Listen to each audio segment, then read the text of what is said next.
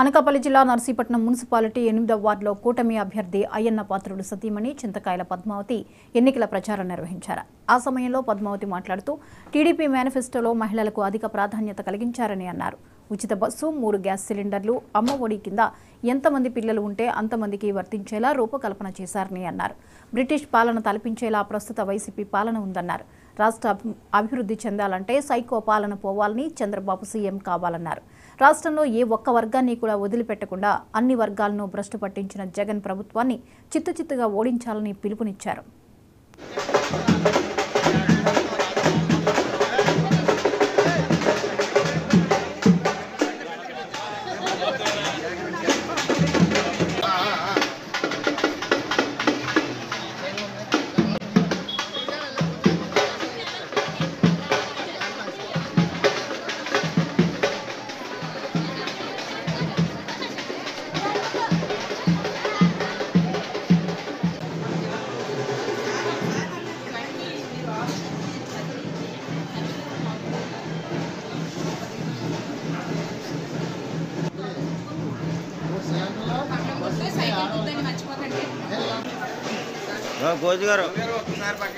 జనసేన, తెలుగుదేశం అలాగే ఈ బీజేపీ 3 కూడా ఒక కూటమిగా ఏర్పడి ఈ సైకో పరిపాలన రాష్ట్రాన్ని పారద్రోలాలని చెప్పేసి అందరూ కంకణం కట్టుకుని ప్రజలు కానీ నాయకులు కానీ అందరూ అన్ని పార్టీలు అన్ని వర్గాల వారు కూడా ఈరోజు మంచి స్పందన జరుగుతుంది.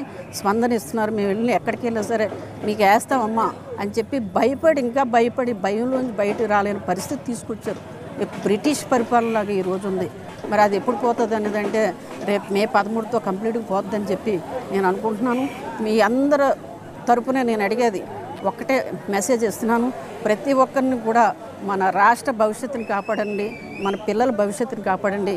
ఈ ఎన్డీఏని గెలిపించి మన రాష్ట్రాన్ని, మన పిల్లల భవిష్యత్తు కాపాడుకోవాలని చెప్పి అవసరం వచ్చింది. ఈరోజు ప్రతి ఒక్కరు కూడా అయ్యన్న పాత్రుడు గారి గుర్తు సైకిల్ అండి. అదేవిధంగా ఇప్పుడు బీజేపీ సీఎం రమేష్ గారి గుర్తు కమలం. ఈ 2 గుర్తులపై మీరు ఓటు వేసి అత్యధిక మెజార్టీతో గెలిపించాలని చెప్పి కోరుకుంటూ సెలవు తీసుకున్నాం.